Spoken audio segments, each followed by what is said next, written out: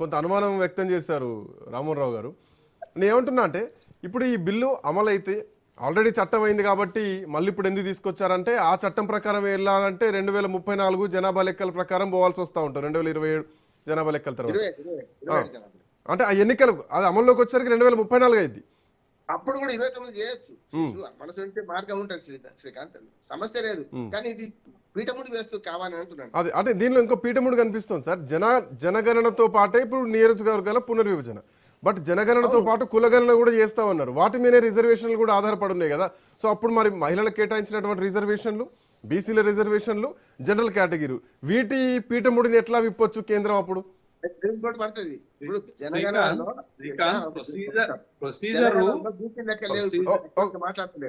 ఒక్క నిమిషం రామారావు గారు, 1 సెకండ్ సార్.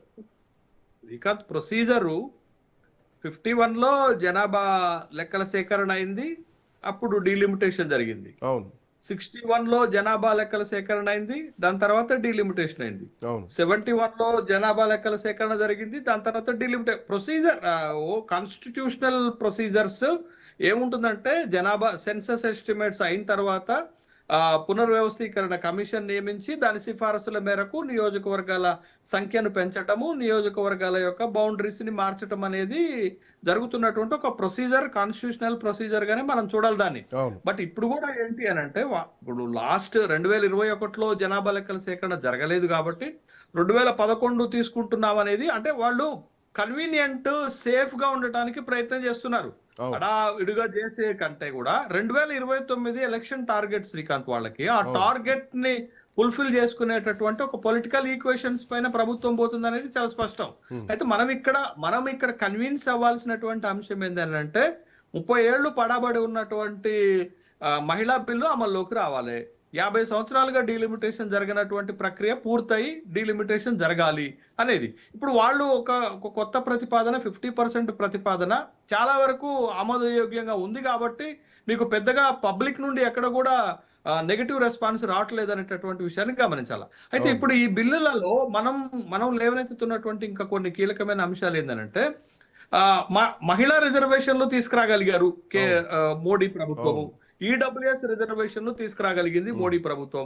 ఇంత కాన్ఫ్లిక్ట్ ఉన్నటువంటిది, కాంప్లెక్స్ ఉన్నటువంటి ఇట్లాంటి రిజర్వేషన్లే తీసుకురాగలిగినటువంటి మోడీ అంటే 30 ఏళ్లుగా ఉన్న సమస్యకు పరిష్కారం దొరుకుతుంది, 50 ఏళ్లుగా ఉన్నటువంటి సమస్యకు పరిష్కారం చేయడానికి ప్రయత్నం చేస్తున్నారు కదా. మరి దశాబ్దాలుగా మీకు స్వాతంత్రం 75 ఏళ్లుగా బీసీల పక్షాన బీసీలు చేస్తున్నటువంటి డిమాండ్ని ఎందుకు పరిష్కరించడానికి ప్రభుత్వాలు ప్రయత్నం చేయట్లేదు అనేటటువంటి ప్రశ్నకి ఏం చెప్తారు? బీసీలు అడుగుతున్నది ఏంటది? వెనకబడినటువంటి వర్గాలకు కూడా మీకు చట్టసభల్లో రిజర్వేషన్లు ఇవ్వండి అనేది 75 సంవత్సరాలుగా చేస్తున్నటువంటి ఒక డిమాండ్. మరి ఈ డిమాండ్ని ఎందుకు పరిష్కరించట్లేదు, ఈ డిమాండ్ని ఎందుకు పరిగణలోకి తీసుకోవట్లేదు అనేది ఒక కీలకమైనటువంటి ఒక ఆర్గ్యుమెంట్ ఇప్పుడు వస్తుంది. రెండోది, అసలు బీసీలకు చట్టసభల్లో అటు మీకు లోకల్ బాడీ ఎలక్షన్స్ లో మాత్రమే రిజర్వేషన్స్ ఉన్నాయి, కానీ మీకు శాసనసభలో కానీ లోక్సభలో కానీ రిజర్వేషన్ లేవు. రిజర్వేషన్లు అడుగుతున్నటువంటి డిమాండ్ మన కళ్ళ ముందు దశాబ్దాలుగా మనకు కనపడుతుంది. బట్ ఇన్ని సమస్యలు పరిష్కారం చేసినటువంటి మోడీ ప్రభుత్వము, ఎన్డీఏ ప్రభుత్వము ఎందుకు ఈ చట్టసభల్లో బీసీలకు రిజర్వేషన్లు? సరే, మోడీ ప్రభుత్వం పైన ఒత్తిడి చేసేటటువంటి ప్రక్రియ, మీరు దేశవ్యాప్తంగా కులగణన జరగాలనేటటువంటి ఒత్తిడి ఎట్లా తీసుకొచ్చారో ఎన్డీఏ కూటమిలో ఉన్నటువంటి భాగస్వామ్య పక్షాలు కూడా అదే విధమైనటువంటి ఒత్తిడి తీసుకురావాలి కదా. మీకు 2010లో కూడా మహిళా బిల్లు సభలోకి వచ్చినప్పుడు, ముఖ్యంగా లోక్సభలోకి వచ్చినప్పుడు, రాజ్యసభలో అప్పుడు ఆమోదం పొందింది, లోక్సభలోకి వచ్చినప్పుడు వ్యతిరేకించినటువంటి పార్టీలు ఏంటది? ఆర్జేడీ, ఎస్పీ లాంటి ఒక బీసీ ఓరియంటెడ్, బీసీ బేస్డ్ ఉన్నటువంటి పార్టీలే వ్యతిరేకించినాయి, బిల్లు ప్రతులను చించివేసినాయి, సభ ఆమోదం పొందకుండా అడ్డుకున్నటువంటి సందర్భం ఉన్నది అప్పుడు. అయితే ఇప్పుడు కూడా అదే డిమాండ్ ఉంది కదా.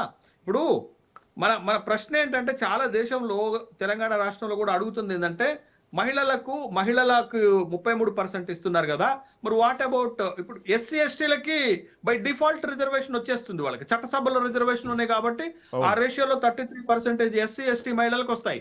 బీసీ మహిళలకు కోటా లేదంటే, కోటా లేనప్పుడు సబ్ కోటా ఎట్లా వస్తుంది? The question is very simple. మీకు బీసీలకు కోటానే లేదు, కోటా లేనప్పుడు సబ్ కోటా క్రియేట్ చేయటం అనేది సాధ్యమయ్యేటటువంటి అంశం కాదు. అందుకని ఇప్పుడు మహిళా బిల్లులో బీసీ మహిళలకు కోటా రాదు. ఎందుకు రాదు అని అంటే, అసలు మీకు కోటానే లేదు కదా, సబ్ కోటా ఎట్లా వస్తుంది అనేటటువంటి ప్రశ్న. కాబట్టి ఈ బీసీ మహిళలకు కూడా సముచితమైనటువంటి స్థానం దక్కాలంటే, రిజర్వేషన్ దక్కాలి అని అంటే మీకు చట్టసభల్లో బీసీలకు రిజర్వేషన్ రావాలా. చట్టసభల్లో బీసీలకు రిజర్వేషనే లేదు కదా, మరి కోటా లేనప్పుడు సబ్ కోటా ప్రస్తావన ఎట్లా వస్తుంది?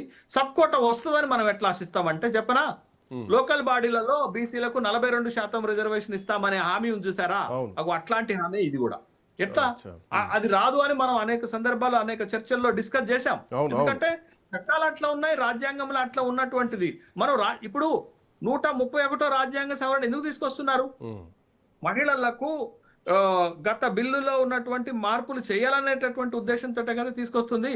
మీరు అదే రాజ్యాంగ సవరణ తీసుకొచ్చి బీసీలకు కూడా దేశంలో చట్టసభల్లో రిజర్వేషన్లు కల్పించే అవసరం ఉంది, అది చేయగలుగుతాయి. మరి ఎందుకు ఈ పార్టీలు చిత్తశుద్ధితోటి 80 కోట్లకు పైగా ఉన్నటువంటి బీసీలకు రిజర్వేషన్లు ఇవ్వడానికి ముందుకు రావట్లేదంటే, ముందు వాళ్ళకి ఇష్టం లేదు. బీసీలకు రిజర్వేషన్లు చట్టసభల్లో ఇవ్వటం వాళ్ళకి ఇష్టం లేదు. బీసీలకు రిజర్వేషన్లే ఇవ్వనప్పుడు, కోటానే ఇవ్వనప్పుడు సబ్ కోటా ప్రశ్న ఎట్లా వస్తుంది? సబ్ కోటా ఎట్లా సాధ్యమైందని మనం అనుకుందాం. అంటే మనం కాస్త సెన్సిటివ్ గా ఆలోచించాల్సినటువంటి అంశము, కొంచెం దూరదృష్టితో ఆలోచించాల్సినటువంటి అంశము.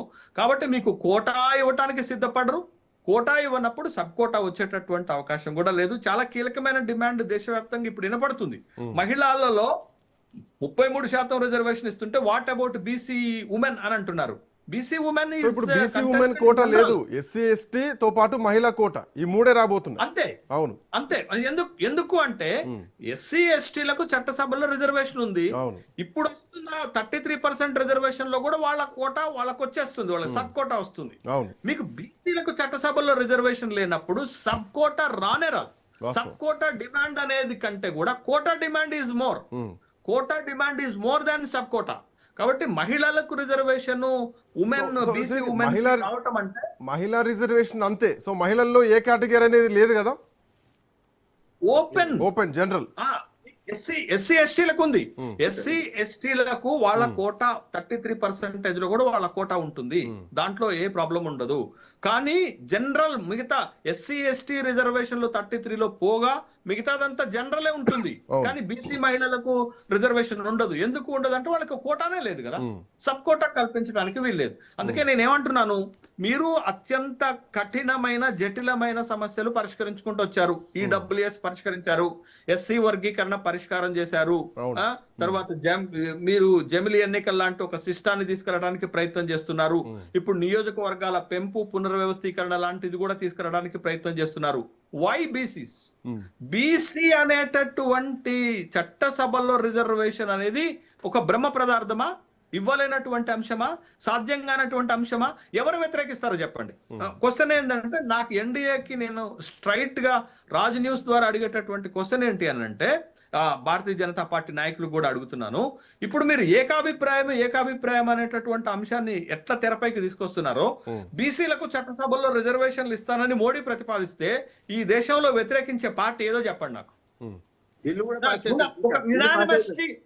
ఒక యునానిమస్టీ ఉన్నటువంటి డిమాండ్ కి మీరు తలొగ్గరు, ఆ డిమాండ్ ని అమల్లోకి తీసుకొచ్చేటటువంటి ప్రయత్నం చేయరు. కానీ అన్ని జటిల సమస్యలను పరిష్కారం చేస్తామంటారు. మెజారిటీ ప్రజల ఇంట్రెస్టులను కాపాడరు, కానీ మెజారిటీ ప్రజలు మాత్రం మీకు ఓట్లు వేయాలి. ఇదే కదా ఈ దేశంలో జరుగుతున్నటువంటి చట్ట ప్రక్రియ.